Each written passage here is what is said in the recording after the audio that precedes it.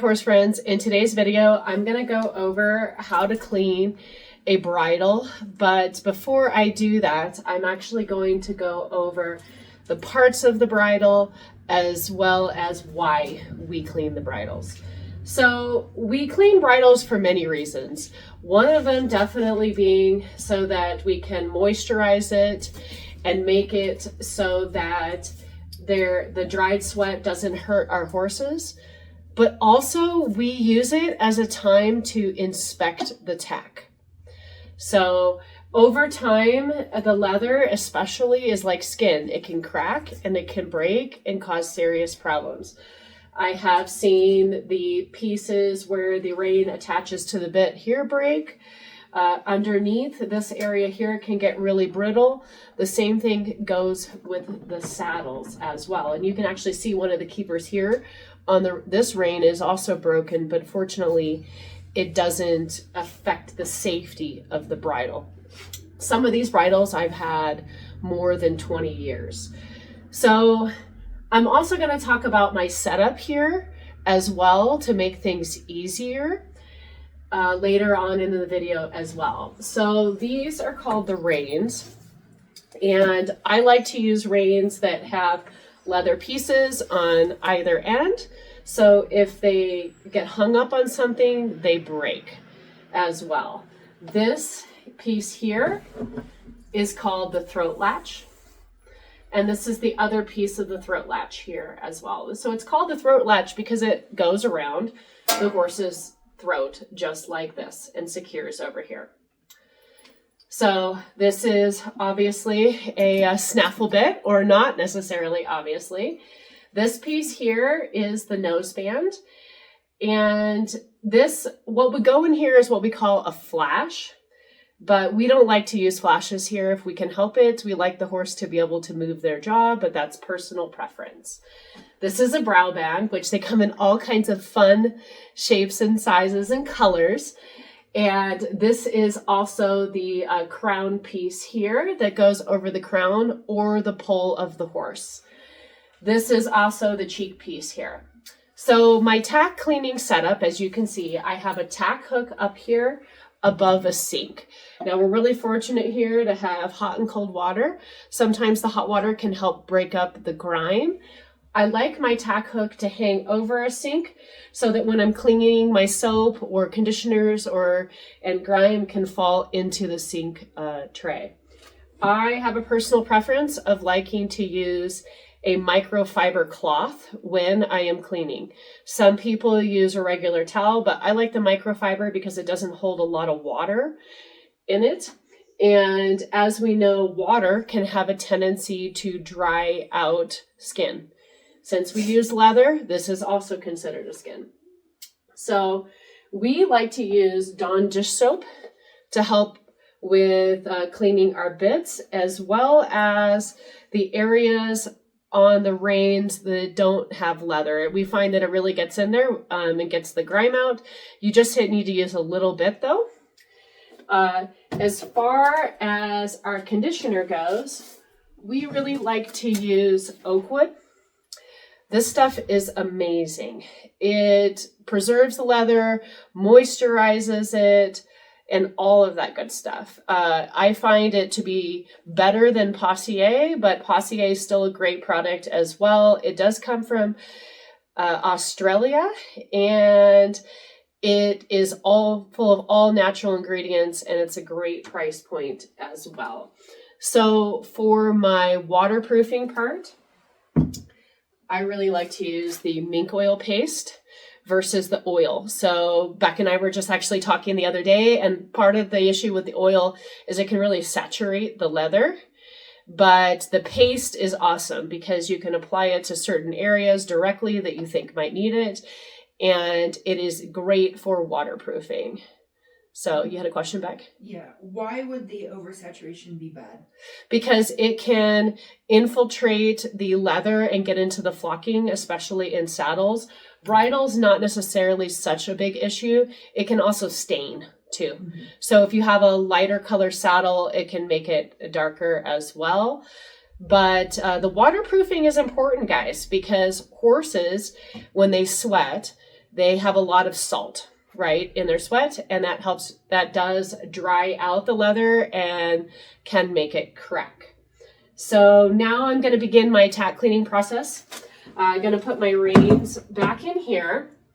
I like everything to hang as though it would hang on the horse's head. I'm going to put a little bit of water on here. Some people like to use glycerin saddle soap. It's a preference in our barn that we don't necessarily, just because we do think that it possibly dries it out, but we also understand Western saddles might be different. So once again, for the rein area that has leather, I'm just actually going to use water. And you can see I have my upper hand here, and then I pull against it. If I was doing a super thorough tack cleaning, I would take all of this off and inspect underneath. But this is going to be more of what I would like to do on a general basis. And I like to start in one area and work to the other so that I know that I got every spot. So now that I'm going to get to the reins, I'm going to grab a little bit of my Dawn dish soap, just a drop, okay? And I'm going to put it on there, and I'm going to get the grime out of the reins, because this part goes against the neck of the horse, and the neck of the horse does have a tendency to get a lot more sweat on it. So once again, if this was leather, I would not be doing this, but it's not. And I'm going to inspect the whole area. You see, I'm very clearly going from this end to the other and all the way around.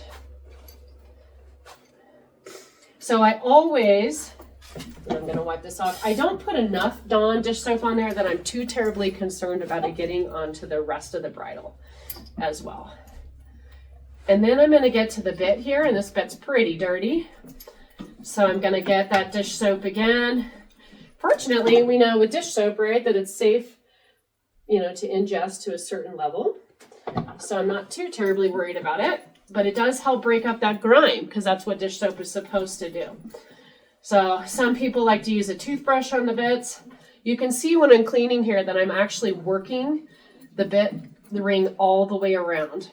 The really important points to get on the bit when you're cleaning it are in here, because that's where it comes into contact with the horse's mouth.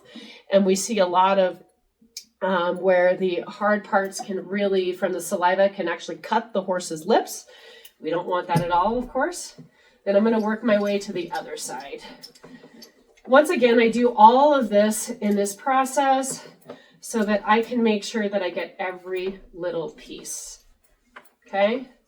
Then I'm going to come in, once I got all that, and I'm going to do a nice, just once over of the whole bridle through here.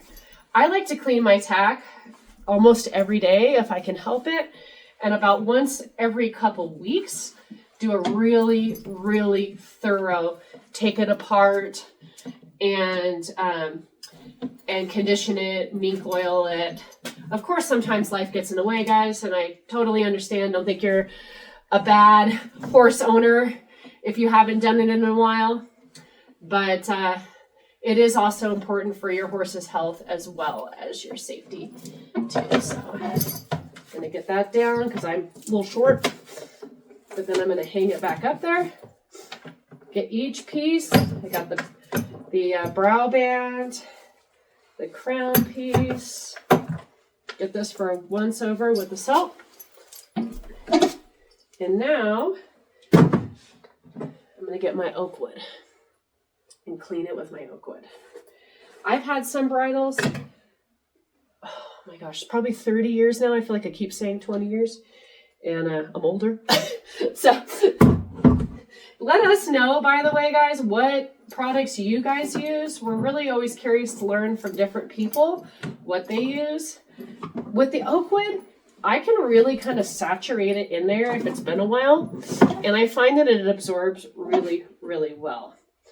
But on a daily basis, maybe wouldn't use so much. I find that the pasty part eventually goes away. Do you find that, Beck, if you saturate it, that it absorbs pretty well? With the oak wood? Yeah, with the oak wood. Yeah, that's what I find.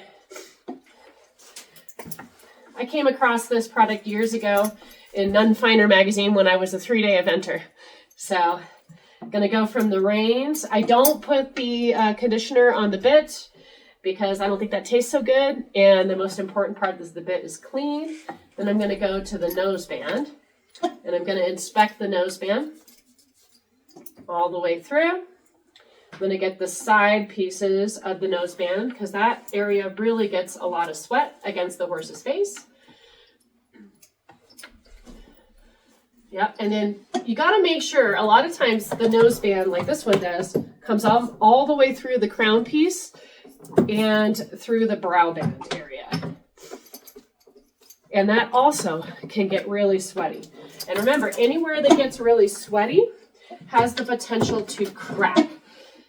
So I'm going to go from there to the throat latch. I'm going to work the throat latch on both sides. As you can see, I have a really systematic way of doing this because that way I don't miss a piece, okay? I'm going to go from there to the cheek pieces. Once again, really inspect the attachment points on the cheek pieces. All the way over here. Yep. And then the brow band. Sometimes we don't put the conditioner across the front of the brow band depending on what kind of jewels and gems and fun things you have on there. And then we're going to go back all the way up to the top here. And then I'm going to show you how I like to wrap up a bridle. And every barn has all kinds of different ways to do this. So I'd love to hear about how you guys do this as well. But I hang this up here. I like to put the reins over the top like this. Kind of keeps everything tidy because if I have a bridle below me, my reins don't interfere with that. I wrap the noseband around here. Keeps everything locked in place, especially if you're trailering. This is a really nice thing to do. And then I'm going to come around here. I should have pulled this out first. Wrap my throat latch all the way around till I find it on the other side. And then put it through here. So if you notice, this is also in the shape of the horse's head. So that when I let everything go, the noseband will be round, the throat latch will be round. The reins, I find, don't necessarily get all crinkled up, but this keeps everything in a nice tight spot storage-wise. Your reins don't get pulled on. You don't take a whole lot of room in the tack room. And but yeah, I'd love to hear how you guys do it. So thanks so much for joining us, and please feel free to comment below, but that is how we clean a bridle.